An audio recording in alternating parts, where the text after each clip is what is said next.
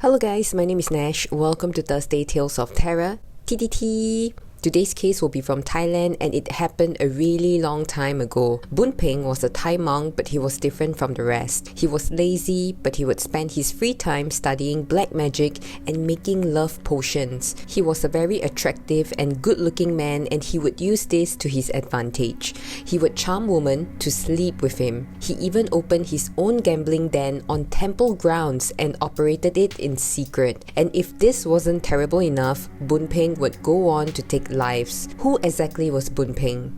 When I read about the background of Bun Ping, it somehow reminded me of Voldemort from Harry Potter. So Bun Ping was born in the year 1890 in a remote village near a canal which is now called Nakhon Phanom province. He was born to a Chinese father and a Laos mother. When Bun Ping was 5 years old, he moved to Bang Khun Prom in Bangkok. Because this happened so long ago, there are different information about this case and most of the articles are written in Thai, so I have tried my best to put the information together. Some sources said that Bun Ping's parents delivered the boy to his maternal grandparents who lived in Bang Khun Prom in Bangkok for reasons unknown. And other sources said that he was actually an orphan when he moved to Bangkok and he was adopted by an old couple. Regardless, Bun Ping did move to Bang Khun Prom when he was 5. And the old couple, who goes by the name of Grandpa Suk and Grandma Pien, raised Bun Ping as their grandson, and they really did their best in raising him. When Bun Ping was a teenager, many people would describe him as good-looking, charming, and eloquent. Because he was so attractive and so charming, many local women swooned over him. But Bun Ping was a very lazy person. He didn't like to work because he was not interested in working, and he didn't even help his grandparents with their vegetable gardens. He hated getting his hands dirty, and he would often just avoid working as much as he could. But Bun Ping was keen on other stuff. He likes to read and learn, and he enjoyed his days studying with monks at Wat Thewarat Kunchon, a temple on the eastern banks of the Chao Phraya River. It is about a 15-minute or 1.5-kilometer walk from his grandparents' home. I guess for Bun Ping, he just doesn't like to do manual labor. It was all good. He was doing well at the temple until another temple came into the picture. This temple was Wat Pai Khao Temple, the bamboo Nok temple, and it's located near his house as well. This temple, I believe, no longer exists. Now, this temple somehow managed to convince or lure Bun Ping into learning some really bad things. In this temple, there was an undertaker, a man only known as Grandpa Ply, and he would teach Bun Ping about dark arts, Thai black magic, and more. Grandpa Ply's abilities range from fortune telling to dealing with supernaturals like ghosts and evil spirits. He also knew how to make potions. In particular, he was really good at making twin potions. And just a little background on twin potion, it has nothing to do with giving birth to twins or giving birth in general, but this twin potion enables you to bewitch another into love. There are different ways to make this twin potion, but I chanced upon an article that shared how twin potion was made, and this was the likeliest method that Bun Ping learned. And to be honest, I was actually quite confused because the steps to make the twin potion seems a little unbelievable. So the first step is to bathe in a tub of water and scrub your body thoroughly. Wait for the water to settle, then spoon some of the water out of the tub. Mix it with a mask and work it into a ball of wax. Swallow the ball of wax and let it settle in the stomach. After that, you pooped it out and you proceed to wash it and set it afire, and while doing so, you cast a spell over it. And whatever remains, you use that to prepare food and mix it with other sacred materials. Some recipes use blood or ashes of dead bodies. So now that the potion is done, you give it to your target and another spell is cast when they eat it. This will cause them to be infatuated with you and they won't be able to resist you after. Bun Ping was really interested in this twin potion thing, and he would spend all of his free time making it, studying black magic and superstitions. After Bun Ping completed mastering the dark arts, he was able to skillfully craft magical objects, potions, and spirit dolls. He was able to do fortune telling, and he was able to do powerful black magic that will have women going crazy over him.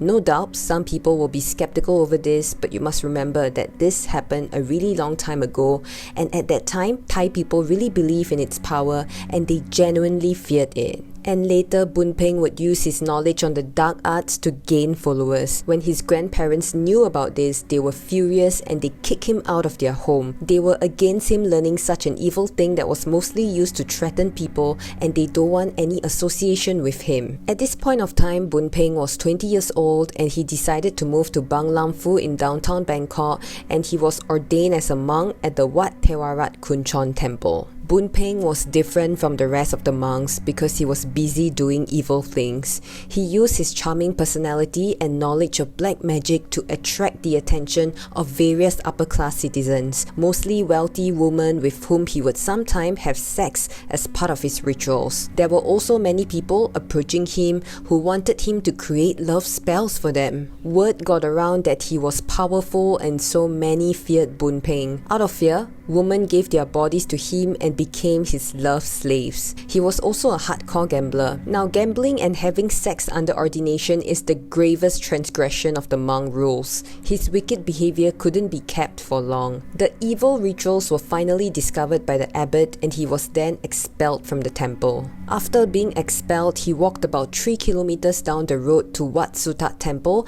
and he tried his luck there. But this temple wasn't that far away from the temple where he was just expelled, so the abbot of Wat Sutat temple was well aware of Bun Ping's bad reputation. Because of this, the temple didn't want to accept him. But Bun Ping was persistent. He begged and he swore and promised that he would change his ways, and the abbot eventually accepted him. He allowed Bun Ping to ordain and take residence at his temple, which is where Bun Ping called home for the next 9 years. Despite his promises that he would change his ways, his behavior in fact got worse. He managed to have a group of devoted followers under him, mostly beautiful women, and even if they're not beautiful by his standard, they were at least rich. He did have a few male followers and they would do anything he said. He even went as far as opening a casino at the temple. Whatever fortune he earned from his followers, he would use it to gamble. He often had conflicts with the other monks. Fights even occurred. But despite all this, he was able to stay with the temple for 9 years without getting expelled. Many people believe that Bun Ping had support among the villagers and locals around the temple.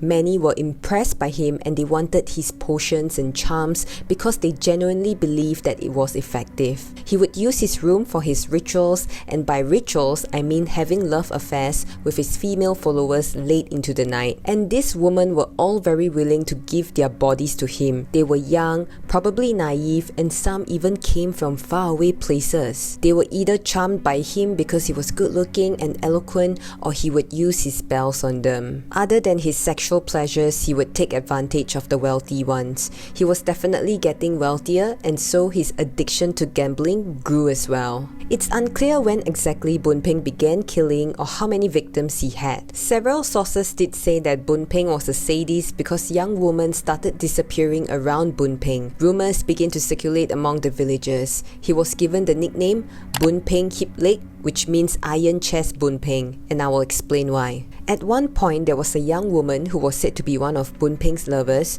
who disappeared one day along with an iron chest that was kept in his room. And soon, another young woman disappeared along with another iron chest, and this kept happening. One by one they disappeared. But they couldn't pin the disappearance of the young woman on Bun Ping because they didn't see it for themselves, and nobody would expect a monk to kill. They didn't even view that as a possibility. But then in 1917, in the Klong Bangkok Noi Canal, an iron chest was discovered. When the locals opened the iron chest, to their horror, they saw a decaying corpse of a middle-aged man, later identified as Mr. Nai Lom. Mr. Lom was a jeweler and he was very rich and successful. One day, Bun Ping invited Mr. Lom over to his place because he wanted to buy some diamonds from him. But he had a sinister plan up his sleeve. When Mr. Lom arrived, Bun Ping and his followers killed him and stole the diamonds and gems that Mr. Lom brought with him to sell. After that, Bun Ping instructed his followers to cut up Mr. Lom's body and stuffed him into an iron chest. They placed the iron chest on a rickshaw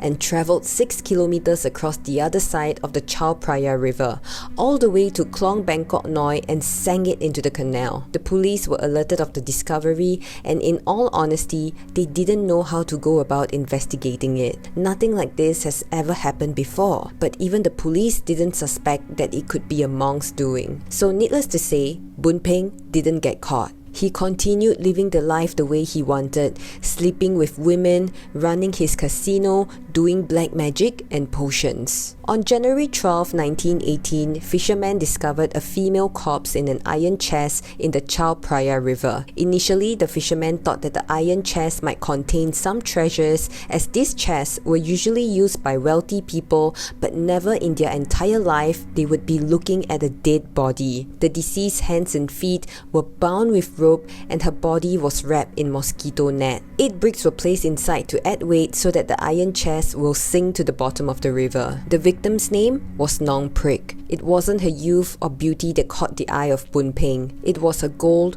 jewels, rings and bracelets that hung from her wrists, fingers and neck. Nong Prik was a millionaire. According to sources, Nong Prik had approached Bun Ping to concoct a love potion for her husband. She felt that her husband would often ignore her, and that's because her husband had other mistresses. Somewhere along the way, Nong Prik somehow fell for Bun Ping really hard and became his lover, and she would visit him quite often. And not long after, Nong Prik was pregnant with Bun Ping's baby. Nong Prik told Bun Ping to leave the temple and build a home with her and the baby. She wanted Bun Ping to take responsibility and look after their child together. But he was not keen on all of that. He didn't even have feelings for her. He only wanted her money. But Nong Prik was persistent. She told him that she would give everything to him: houses, property, farmland, gems, gold, everything. He was a little intrigued at this point and he was actually considering her offer, but still he went on philandering. He even arranged for himself to marry a young and beautiful woman by the name of Nong Tat,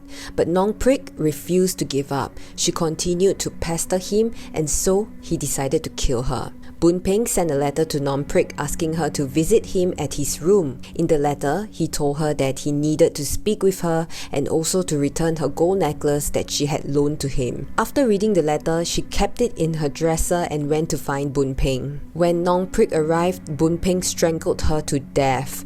Just like before, he instructed his followers or students to cut up the body and place them in the iron chest. One of them was only 19 and the other was slightly older, I think, and their names were pretty similar, Mr. Charan and Mr. Charoan. So they rented a rickshaw and they put the iron chest on the rickshaw and travelled to Wat Saima, a temple on the banks of the Chao Phraya River. Now, the distance between the murder scene and where they disposed of the iron chest was about 20 kilometers, so that's crazy far. After disposing of the body, Bun Ping fled. After the fishermen discovered the iron chest on the 12th of January 1918, they took the iron chest to Nonthaburi police. The state that the body was in was really gruesome. Organs were spilling out, body cut into 8 pieces, and hands and feet were tied with ropes. This time round, the Nonthaburi police was swift. By the morning of January 14, 1918, they ran a poster in the Bangkok Daily Mail asking for anybody who knew of a missing woman